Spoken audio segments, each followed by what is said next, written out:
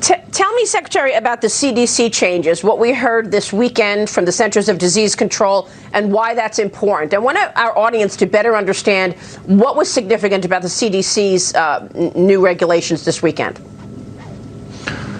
So on Friday, the CDC gave an order to the Department of Homeland Security that said to suspend the entry of any individuals coming into the country without proper documentation. And that's important for a couple of different reasons. One, without that documentation, we see individuals coming into the country without proper identity documents, without travel documents, without medical history. And so it's very hard to make a public health determination on those individuals.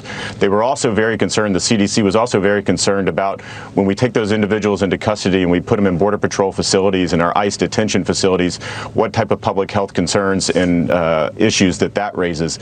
And so it raises a number of those issues, serious danger to not only other aliens, but certainly the DHS workforce and the American people at large. And so the CDC said we need to suspend that. So that's what the department has been doing over the last 24 hours, and I would say that it's working. We've seen almost a 50% drop in illegal apprehensions, those illegal individuals coming across our borders. And this is important because it's not just air borders that you're now focused on, but it's land borders, right? That's exactly right. So we put in measures from 30 different countries, travel restrictions the president did, very aggressive, very forward-leaning early on in this process back in early February. We have travel restrictions from 30 different countries.